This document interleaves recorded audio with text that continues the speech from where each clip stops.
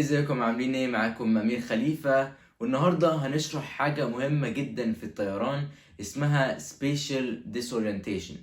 الحاجة دي كمان خطيرة قوي قوي قوي للطيارين. ده لكذا سبب. اصلا هي ايه spatial disorientation؟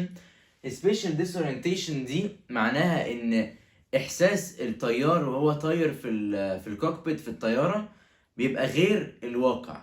معناها ايه؟ معناها دلوقتي مثلا الطيار ممكن وهو بيلف يحس مثلا هو بيلف يمين.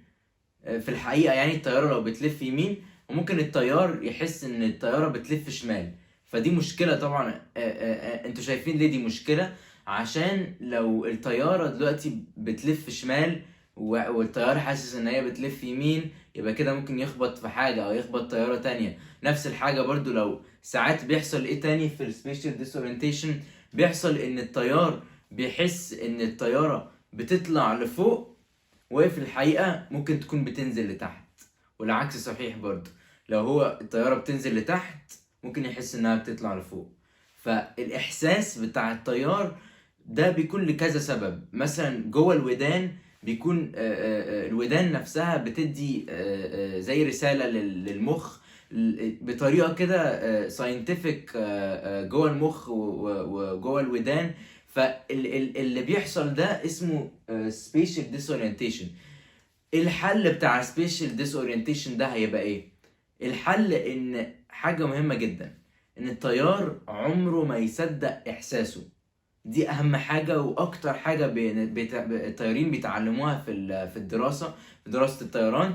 ان عمر الطيار لازم يصدق الاحساس بتاعه. مش بتكلم على وجه نظر بتاع ال decision making، بتكلم كاحساس. الطياره مثلا لو بتلف يمين بتطلع لفوق، بتنزل لتحت، بتقع، بتطلع، بتلف. الحاجات دي مينفعش الطيار هو اللي يعتمد عليها عشان احساسه مثلا، عشان يتحكم في الطياره. فاهمين قصدي ايه؟ يعتمد على ايه بقى؟ يعتمد على الفلايت انسترومنتس بتاعته، الاجهزه اللي في الكوكبيت بتاعته. دي اهم حاجه، وهي كل مره بتقول الحقيقه. يعني هيعلموا الطيارين طول الوقت في دراسه الطيران ان ايه، ان الانسترومنتس، الشاشات بتاعتك عمرها ما بتكذب. الشاشات بتاعتك كل مره هتقولك الحقيقه ومش هتكذب عليك. فعشان كده لازم الطيارين يسمعوا كلام الشاشات دي ويشوفوا بتقول ايه. يعني مثلا دلوقتي هندي مثلا عشان نفهم احسن. فاكرين في فيديو بتاع الايرس ابروتش قلنا ان في حاجه اسمها بي اف دي، اللي هو البرايمري فلايت ديسبلاي. اهو البي اف دي ده، تعالوا ندي مش هنرسمه كامل، بس ايه هندي شكله مثلا. يعني بيبقى عامل كده حاجة شبه كده، وبيبقى عندنا ايه، او بيبقى عامل حاجة زي كده. فهنا ده الحتة اللي في النص دي بنسميها الاتيتيود بتاعت الطيارة، مش الالتيتيود، لا الاتيتيود. دي معناها ايه؟ معناها الطيارة على حسب ايه، السماء والارض هي بتلف يمين ولا شمال. هتلاقوا في النص بتاع كده صفرة او باي لون تاني، بس معظم الوقت تبقى صفرة. البتاع اللي في النص دي هي بتشبه الطيارة اكنها بتلف يمين، بتلف شمال، بتطلع لفوق، بتنزل لتحت. فده هنا في البي اف دي، ده اللي بيقول لنا الاتيتيود بتاعت الطيارة. كمان اكتر وقت السبيشال ديسورينتيشن ممكن يحصل فيه لو احنا اصلا مش شايفين بره. معناها ان احنا ايه في اي ام سي. اي ام سي معناها ايه؟ instrument meteorological conditions. معناها ان احنا في حاله جويه ما نقدرش نبص بره خالص، ومش هنشوف اي حاجه بره. يعني ممكن تبقى اي سبب، ممكن يبقى فيه ضباب قوي جدا زي ما بنقول كتير، ممكن يبقى فيه مطر، ضباب، اي حاجه كده ابيض، مش شايفين حاجه بره خالص. عارفين لما ننزل بالعربيه بره ويبقى الصبح الساعه 8 الصبح كده، وتلاقوا ان ايه، تلاقوا ان احنا مش شايفين اي حاجه بره العربيه، كله ابيض وفي ضباب ومش شايفين حاجه. نفس الحاجه بالظبط، بس ممكن يبقى اقوى كمان وشديد اكتر في الطياره.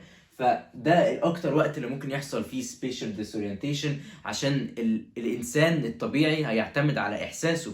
انا دلوقتي انا مش شايف بره، خلاص انا هعتمد على احساسي ان الطياره بتطير لفوق. ده غلط. هو لازم طول الوقت الطيار يبقى مركز في الانسترومنتس بتاعته اللي هو زي البي اف دي كده، عشان هو اللي هيقول له الحقيقه. ليه؟ عشان هنا عندنا السماء بتبان هنا بالازرق، وهنا هتبان بلون اورنج كده شويه، على شكل طينه كده او على شكل ارض. ده اللي هيبان تحت هنا. واللي في النص ده الخط اللي انتوا شايفينه ده اسمه ايه؟ ده الهورايزن. الهورايزن اللي هو الخط اللي بيبقى ما بين السماء وما بين الارض. هو ده مهم جدا، عشان ده اللي بيقول لنا احنا بنطلع ولا بننزل ولا بنلف يمين او شمال من البي اف دي ده. تعالوا نشوف تاني ازاي نقدر ما نخليش السبيشال ديسورينتيشن تحصل، او نقلل الامكانيه انها تحصل لو احنا طايرين. في طبعا كذا سبب، بس دول من الاسباب دول. ان اول حاجه زي ما قلنا always trust your instruments. لازم كل مره تصدقوا الاجهزه بتاعت والشاشات اللي في الكوكبيت، هتصدقوهم لازم، عشان 99% من الوقت هي هتقول الحقيقه. ليه 99%؟ ليه مش 100؟ عشان هنتكلم على ده في فيديو في الفيوتشر، عشان بكذا سبب زي ممكن يحصل failure في بيتو ستاتيك سيستم وكده. بس هنفهم ده في الفيوتشر ان شاء الله. فاعملوا سبسكرايب عشان الفيديوهات دي توصل لكم وتقدروا تتعلموا باكتر طريقه ممكنه. فزي ما قلنا، اول حاجه لازم نصدق الاجهزه بتاعتنا.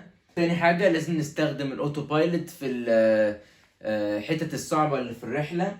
يعني مثلا لو احنا جايين في كونديشنز صعبه، في ضباب وفي جو وحش وكده، يستحسن ان احنا طبعا نستخدم الاوتو بايلوت، عشان ما يحصلش الهيومن فاكتور، انه ما يحصلش هو زي spatial disorientation.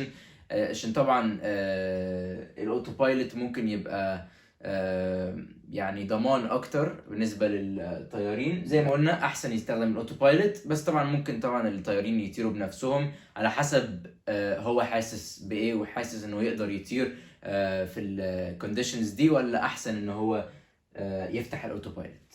تالت حاجه لازم يسكان الانسترومنتس ريجولارلي. يعني لازم الطيار احسن انه ايه، يبص على او يراقب الاجهزه بتاعته في الكوكبيت كل شويه. يعني يقعد يعيد ويراقبهم كل شويه قبل ما مثلا يلف، عشان يتاكد ان تمام احنا دلوقتي المفروض نلف يمين درجه مثلا 200 heading 200 مثلا. فدلوقتي خلاص احنا بنلف اهو، يبص على طول على الانسترومنتس كل شويه، يقعد يبص تحت تمام احنا بنلف يمين دلوقتي ماشي. هنطلع فوق تمام اهو في الانسترومنت باين بنطلع فوق تمام كده كويس. يقعد كل شويه مع نفسه يبص على الانسترومنتس عشان يتاكد ان ايه كل حاجه كويسه، واحساسه ما يدخلوش في التحرك الحقيقي بتاع الطياره. بس هو ده بكل بساطه السبيشال ديسورينتيشن. طبعا دي تفاصيله كبيره جدا لو هندخل في الساينتفك بوينت اوف فيو، بس بالنسبه بوجه عام يعني هو ده السبيشال ديسورينتيشن. بس وشكرا جدا انكم اتفرجتوا النهارده على الفيديو. اتمنى انكم اتعلمتوا حاجه جديده النهارده، ولو عندكم اي اسئله ما تنسوش تعملوا كومنت وارد عليكم. اعملوا شير للفيديو واعملوا لايك وسبسكرايب، واشوفكم المره الجايه. مع السلامه.